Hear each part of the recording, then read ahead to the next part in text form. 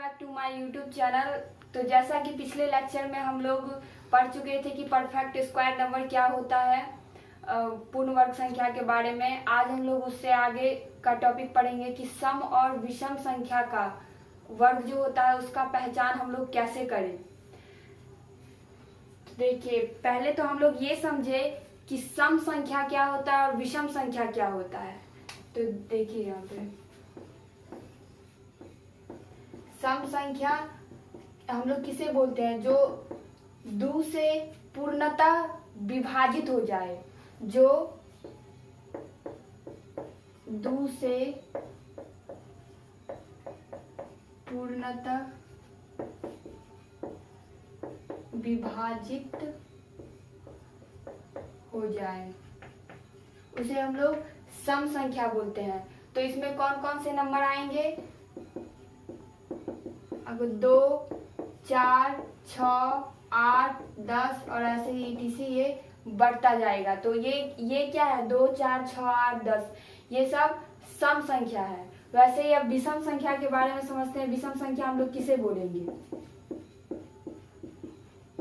तो ये होता है कि जो दो से पूर्णतः यानी कि पूरा पूरा विभाजित ना हो,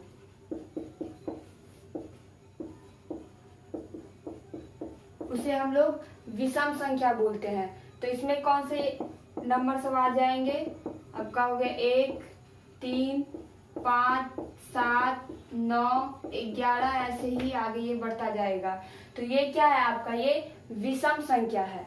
अब यही से हम लोग समझेंगे कि सम संख्या का वर्ग क्या होता है, विषम संख्या का वर्ग क्या होता है। तो यहाँ पे देखिए कि जब हम 1 का स्क्वायर करते हैं, तो 1 का स्क्वायर करते हैं तो क्या आया, 1। अब ये 1 क्या है, ये एक विषम संख्या है। और जब हम इसका वर्ग कर दिए तो ये जो वर्ग करने पर आया ये भी क्या है, एक विषम संख्या है। वैसे ही 3 पर चलिए, 3 खुद क्या है, एक विषम संख्या है। और जब हम इसका वर्ग कर दिए तो आया 9, तो 9 भी क्या है आपका, विषम संख्या है। फिर ऐसे ही आइए 5 पे, तो 5 क्या है आपका, विषम संख्या। वैसे ही 5 का वर्ग किए तो 5 का वर्ग कितना आया, 25। 25 भी क्या है आपका, विषम संख्या है। तो इस तरीके से हम आगे बढ़ते हैं तो हमें क्या पता चलता है कि विषम संख्या का वर्ग करने पर हमें विषम संख्या ही मिलता है। तो यहाँ से आपका एक रूल क्या बन गया कि विषम संख्या का वर्ग विषम संख्या होता है।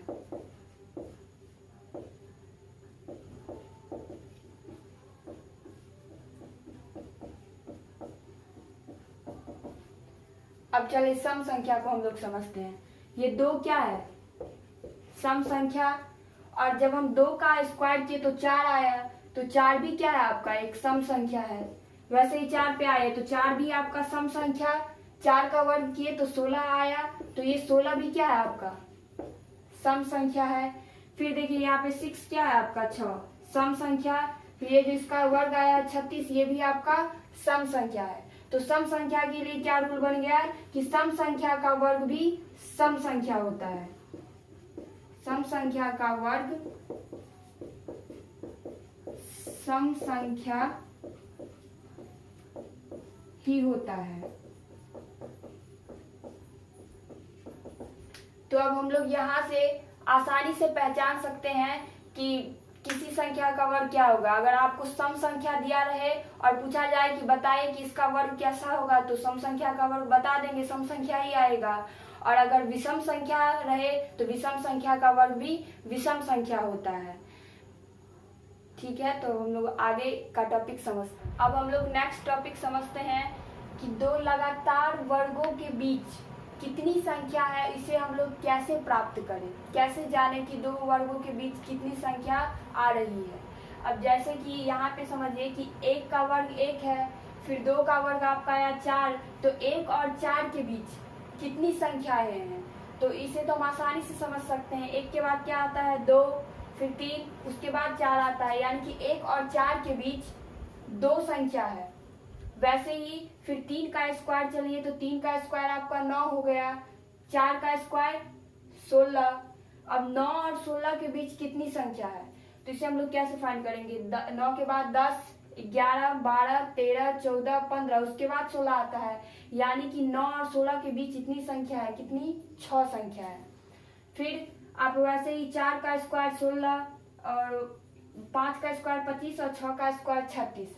अब इन दोनों 25 और 36 के बीच कितनी संख्या है, तो हम लोग निकालेंगे तो 10 संख्या निकालेंगे, 10 संख्या आएगा आपका।